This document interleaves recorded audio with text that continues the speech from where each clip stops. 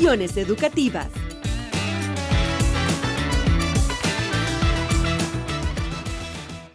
Bienvenidos a un nuevo episodio de nuestro video podcast Visiones Educativas. La educación no solo es un aprendizaje académico, implica el desarrollo socioemocional. Hoy hablaremos del rol del psicólogo en los centros educativos, una figura clave para la salud mental y la convivencia escolar. Nuestra invitada de hoy se llama Fabiola Cruz. Fabiola, un gusto que estés acá con nosotros. ¿Cómo te encuentras? Mucho gusto, muchas gracias por la participación. Muy agradecida por estar aquí compartiendo este espacio y poder informar a la mayor parte de la población, esperamos, sobre un tema sumamente importante. Sí, me estaba fijando que me estabas hablando de diferentes temas ¿verdad? Y yo quedaba como, ok, y toda esta información, pero ya vamos a ir ahondando en todo eso, vamos a profundizar, ¿ok? Pero cuéntame, ¿cuál es la importancia de un psicólogo dentro de los centros educativos? Bueno, el psicólogo cumple un rol sumamente importante en la parte educativa para ir mejorando estos procesos que son socioemocionales y también estos procesos que son cognitivos, como lo mencionaba anteriormente. Es de gran relevancia para poder desarrollar en cada uno de los niños competencias en cuanto a la parte formativa. La parte formativa. ¿A qué nos referimos con la parte formativa? En la parte formativa nos referimos a toda esa parte académica, lo que conocemos nosotros como ir comprendiendo las clases, saber cómo se van desarrollando también, qué se tiene que hacer, cómo ir siguiendo estas instrucciones. En la parte formativa nos referimos a todo eso que tiene que ver con la docencia. Ok, perfecto. Entonces, ¿cuál sería la función principal de un psicólogo educativo? Bueno, el psicólogo cumple dos funciones primordiales. La primera es la evaluación. Evaluación. Estas evaluaciones son un análisis que se realizan pues con pruebas estandarizadas para poder detectar si hay dificultades o prevenir que esas dificultades se den, ¿verdad? ¿Pruebas estandarizadas a qué te refieres? Con pruebas estandarizadas nos referimos a pruebas que miden específicamente lo que tienen que medir. Por ejemplo, medir o analizar en cuanto a la parte emocional, estas pruebas estandarizadas de inteligencia, por ejemplo. Okay. También para ver esta parte del lenguaje puede ser. Con pruebas estandarizadas yo me refiero a todas estas pruebas que nos van a dar un análisis de funciones específicas para ver cómo anda, si hay habilidades o si tenemos que desarrollarlas en el niño. Okay. Y durante esa evaluación que tú me estás comentando, entonces cuando ya tienes como los resultados, entonces de esos resultados haces como un plan de intervención a nivel de escuela por el niño si tiene una dificultad. Claro, ese es el segundo factor más bien de la importancia del psicólogo.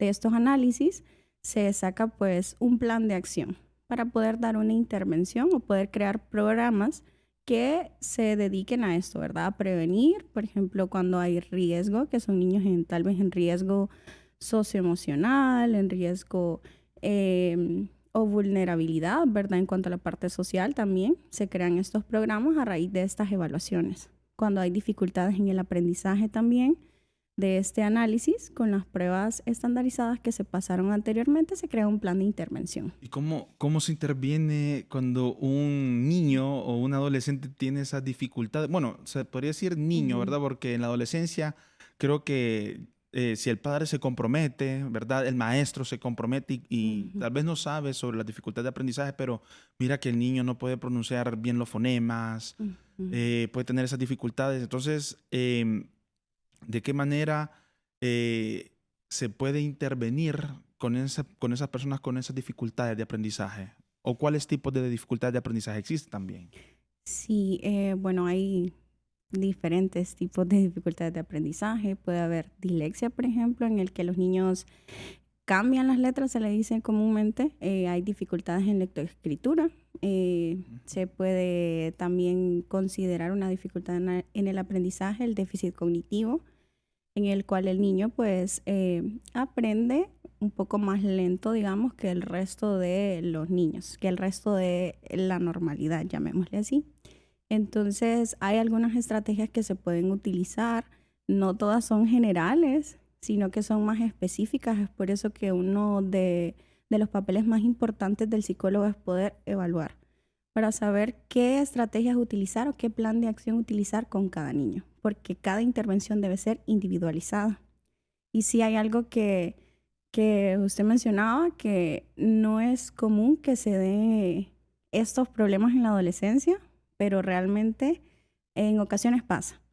Pasa desapercibido porque dicen, bueno, va a aprender más grande o se le va a quitar, pero realmente en esos momentos es crucial que un psicólogo intervenga.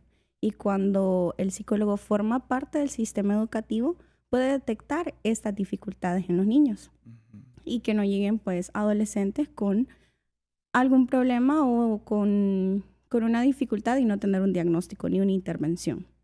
Sí, pregunto esto un poquito más profundo porque hay muchos padres que también no reconocen la dificultad del niño y se entiende, pues nadie le va a gustar que le digan, tu hijo tiene esta dificultad, pues ya sea en lectoescritura, estabas mencionando, ¿verdad? Pero ¿cómo cómo puede el psicólogo aportar o apoyar también al docente en el aula cuando existen estas dificultades? Yo siempre le digo a los padres de familia, hay muchas actividades que ustedes pueden hacer y que no necesariamente requiere de comprar algo. Hay cosas que se pueden hacer en casa, desde darle una instrucción a un niño y que él pueda seguir una instrucción de 2 más pasos. Eso es algo que se puede ir trabajando en casa, por ejemplo, que no requiere de mucho esfuerzo y que apoya al psicólogo en su intervención. Que el niño siga una rutina y que tenga una rutina también es algo que puede ayudar a la intervención del psicólogo y que son actividades que se hacen en casa y que también le funcionan al niño para la vida. Ok, entonces ya formando ya de este contexto, ¿cómo puede apoyar entonces directamente al docente, el psicólogo? El psicólogo pues se encarga de apoyar al docente en estas dificultades que presenta el niño. Ok. Dentro del aula sabemos que un maestro tiene más de un niño, entonces es muy difícil para él darle esa atención individualizada que requiere. Hay niños a los que les cuesta comprender algunas lecturas, por ejemplo, cuando están en la clase de español. El psicólogo puede apoyar en esta parte para ir trabajando comprensión, razonamiento. Este es el apoyo que el psicólogo va dando al docente para que se vaya trabajando de la mano y a veces pues el docente hace algunas adaptaciones en las que también va apoyando al psicólogo. ¿Cuál es la diferencia entonces entre comprensión y razonamiento? Porque yo entiendo que es lo mismo o no es lo mismo. Bueno, hay una leve diferencia Ajá. porque la comprensión sí es algo que me lleva a mí a entender. Es lo que la gente comúnmente llamaría como el entendimiento. Y ya el razonamiento podríamos nosotros considerarlo como este factor en el que nosotros podemos dar una solución. Razonar tiene que ver con comprender. Entonces van de la mano, pero sí hay una leve diferencia. No, sí, Generalmente... sí la hay. Estoy entendiendo de que básicamente yo puedo comprender, pero lo que yo comprendo también tengo que yo crear como una resolución de la comprensión para yo poder emitir después una expresión de la información que se me manipuló durante o en la clase o fuera de pues comunicación informal o formal, pues. Exacto. Ok, perfecto. Vamos a ver, entonces, bajo tu experiencia, ¿cuáles son los mayores problemas emocionales y sociales que frecuentemente se pueden dar durante el aula y que has tenido tú que requerir ya de ese apoyo como psicóloga? Bueno, los problemas dependen mucho del contexto de cada niño. Ok. Cada dificultad emocional o social va a depender también del tipo de escuela, por ejemplo, al que el niño asista. Tienen que ver mucho los factores económicos. Dependiendo de cada una de estas partes, ¿verdad? Nosotros desde la psicología consideramos la parte emocional, la parte social, y no podemos dejar de lado la parte pues biológica. Entonces, cada reto va a depender del contexto en el que el niño se desenvuelve.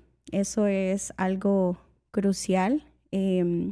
La mayor dificultad está cuando los niños pues corren un riesgo social, un riesgo de de tal vez de calle, de estar expuesto a pobreza.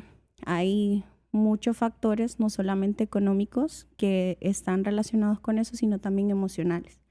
Y también factores cognitivos, ¿verdad? Hay muchas veces esta pobreza, digamos, influye en el aprendizaje, la falta de alimentación, hay menos motivación para ir, hay mayor deserción también en las escuelas, menos compromisos del padre de familia cuando estos niños pues se encuentran en este contexto social un poco escaso, ¿verdad? Deficitarios, ¿no? De estímulo, de todo. Ok, interesante, la verdad. Entonces los factores cognitivos iban de la mano con los factores emocionales. Claro que sí, pueden ir muy de la mano. Si nosotros no nos encontramos motivados, hay pues menos probabilidad de que desarrollemos todos estos factores pues cognitivos. Entonces, Ujú. claramente van de la mano. Necesitamos pues tener un balance en todo para poder desarrollarlo.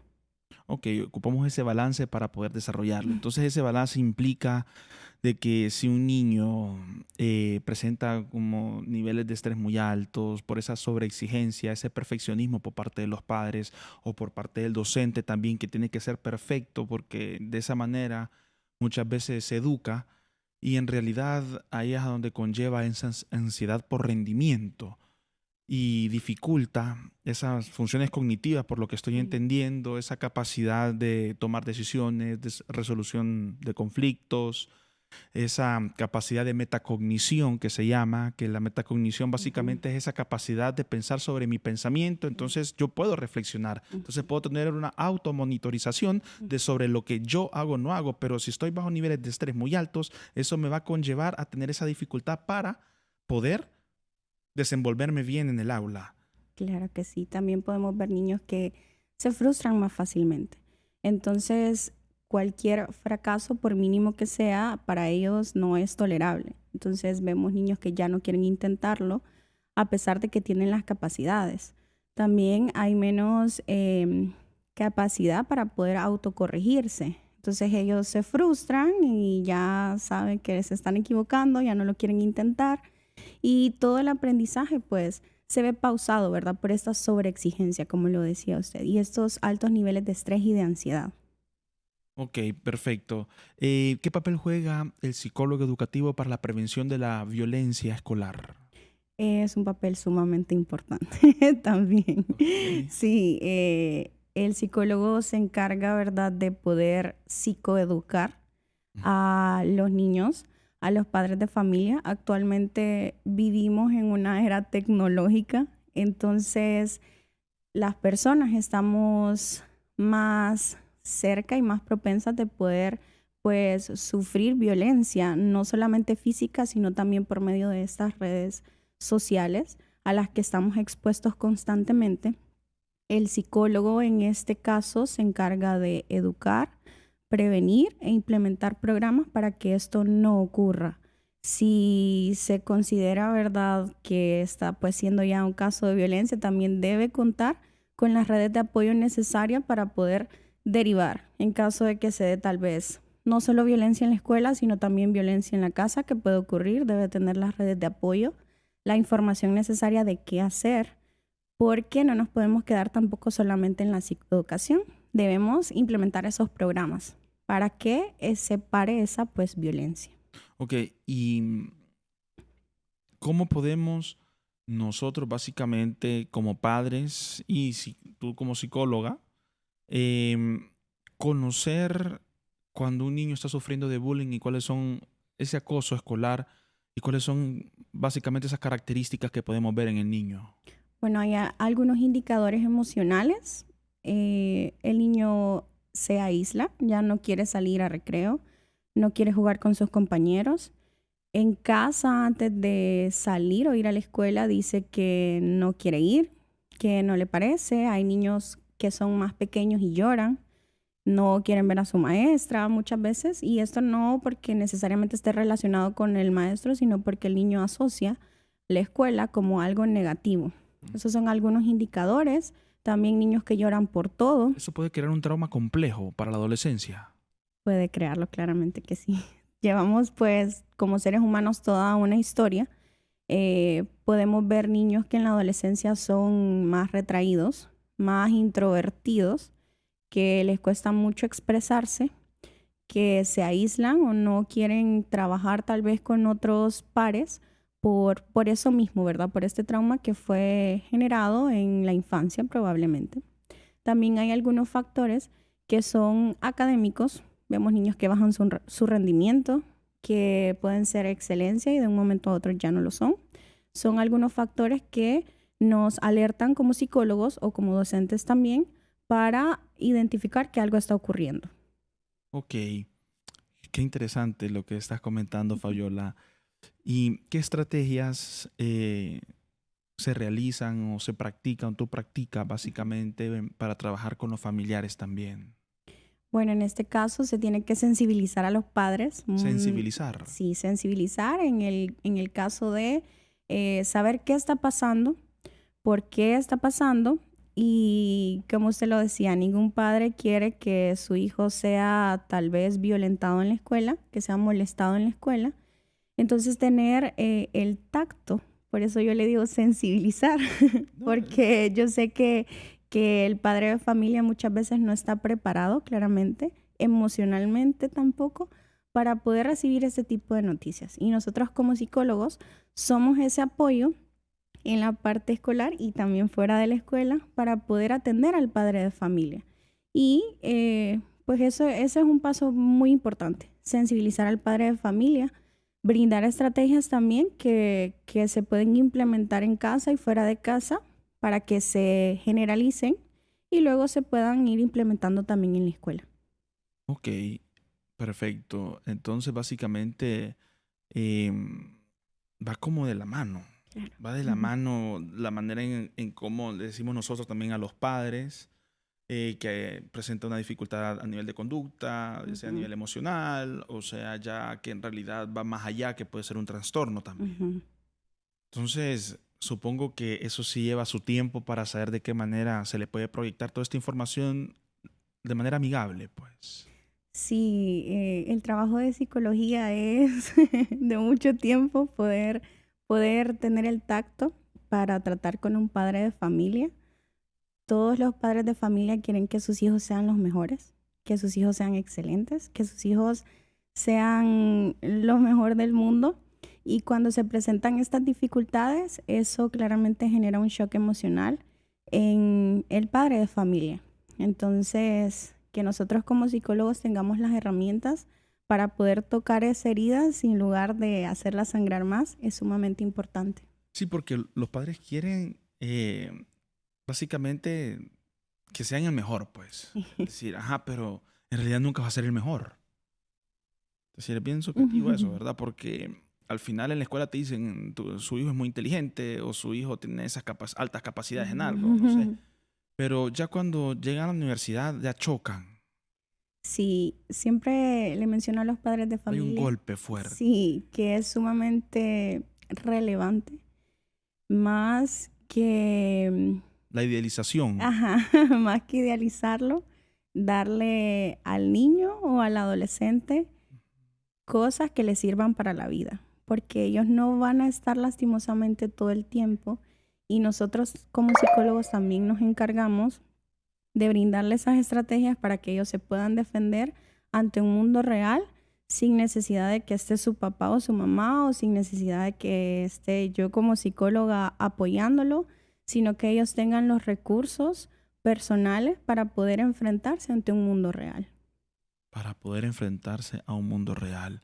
Qué interesante esa parte. Entonces, ¿qué papel juega acá ya el psicólogo como básicamente la conexión entre el docente, la dirección, los padres y los amigos de ese niño, del estudiante, para que pueda tener como una mejor convergencia o un mejor balance? Bueno, hay diferentes modelos. En este caso, cuando se trabaja dentro de una escuela, se hace un modelo colaborativo en el cual si se necesita trabajar con los niños, entonces se hace un trabajo grupal. Si se tiene que trabajar con los docentes, entonces también se hace como un trabajo grupal para ir de la mano.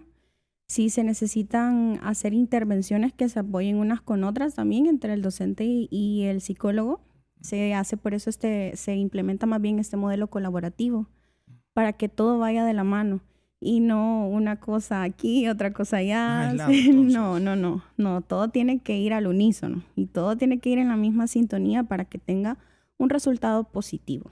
Ok, y muchas veces los desafíos que más enfrentas tú como psicóloga, ¿cuáles son? Bueno, creo que es una pregunta bastante difícil y bastante Ok. interesante.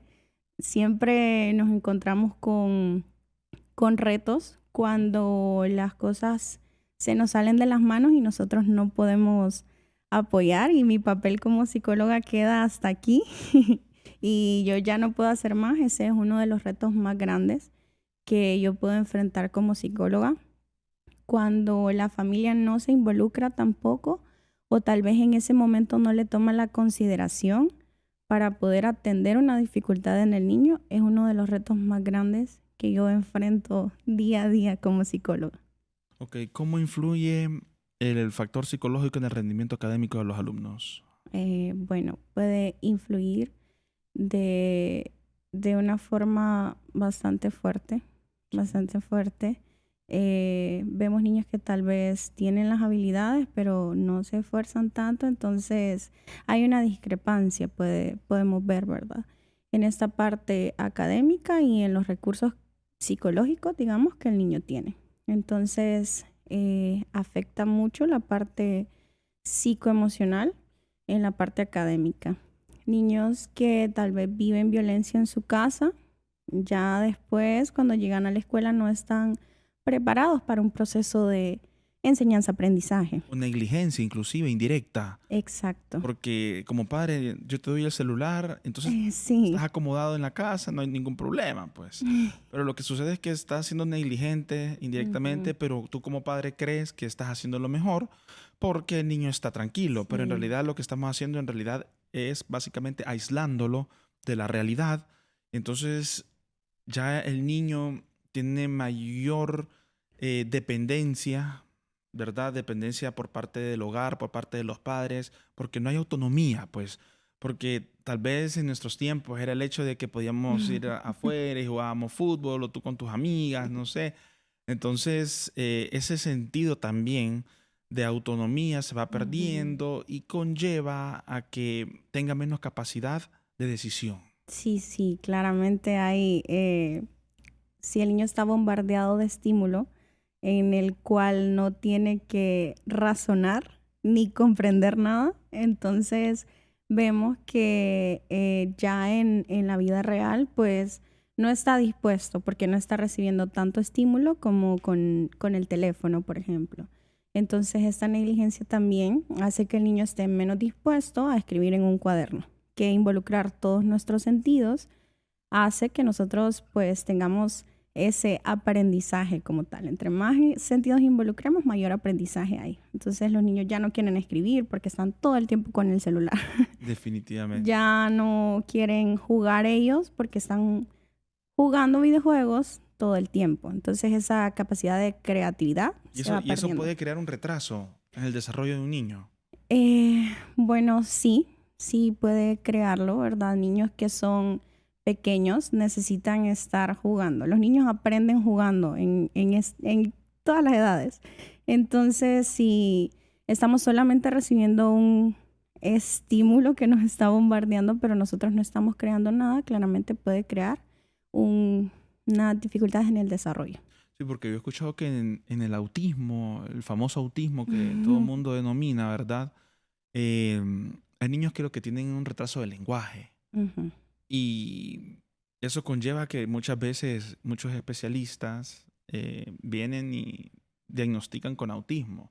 Y posiblemente puede tener una dificultad a nivel de audiología o claro. puede tener una dificultad en realidad solo retraso del lenguaje porque, por lo mismo, porque está todo el día con las redes sociales, Mm, bueno, o en TikTok o no sé. sí, Y entonces el niño no desarrolla pues esa sí. parte expresiva. Un entorno empobrecido de estímulo real lo que crea es que no se desarrollen esas capacidades. Ujú. Sí pueden haber, como se conoce, falsos positivos. Actualmente la gente dice todo es autismo, pero no es eso. A veces son malos diagnósticos también. Sí, Se debe tener la pericia para poder dar este diagnóstico. claro. Solo porque o bueno, que tengamos un niño que no tiene un lenguaje expresivo no quiere decir que sea meramente autismo. Habría que evaluar en todas las áreas para poder dar un diagnóstico definitivo. Entonces, sí, esos entornos empobrecidos impiden que se desarrollen estas habilidades de lenguaje, que son esas habilidades comunicativas, habilidades cognitivas también y habilidades motoras. Ok, habilidades cognitivas, estamos hablando básicamente de esas de orden básico y de orden superior, ¿verdad? De orden básico puede ser como la atención, Ujú. puede ser básicamente la motricidad, Claro, claro.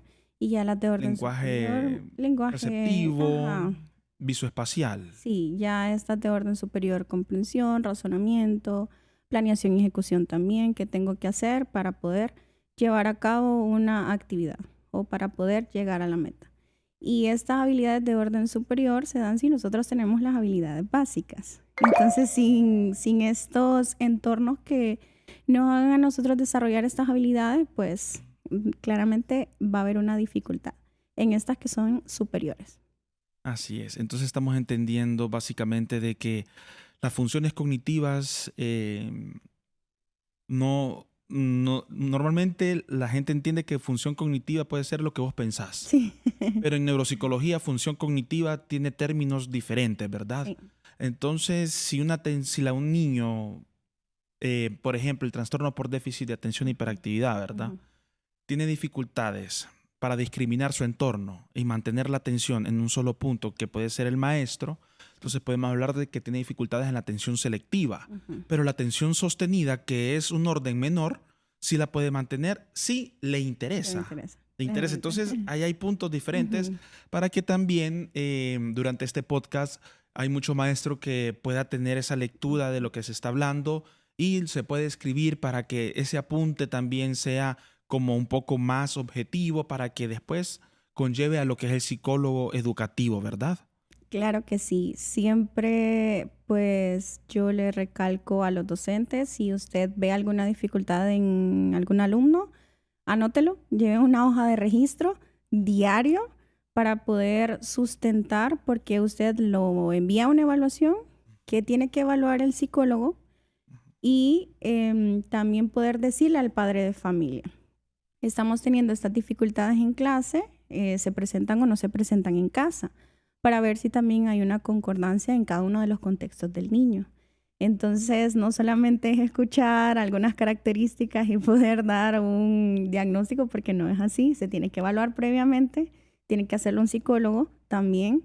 Le menciono a los docentes que estas evaluaciones no las pueden realizar ellos pues están encargados de otra parte en el proceso de aprendizaje de los niños, pero sí somos un apoyo. Ambos somos un apoyo. Sí, ok, perfecto. Gracias, Fabiola Cruz. Ahorita ya estamos por culminar lo que es este video podcast. ¿Qué mensaje final podés dar sobre la educación y los factores psicológicos que van involucrados?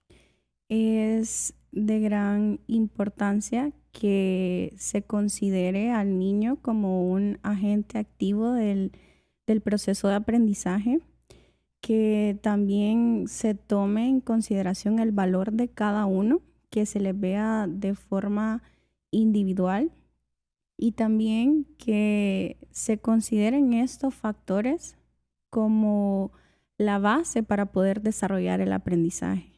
La parte psicológica y la parte del aprendizaje van de la mano, la parte emocional y los procesos psicológicos también van de la mano porque somos un todo, no lo podemos separar. Somos un ser. Entonces, sí, somos un ser. Entonces, poder darle la importancia a cada niño, si vemos una dificultad como adultos, preguntarnos qué está pasando para poder ayudarle, porque nosotros somos la guía para ellos.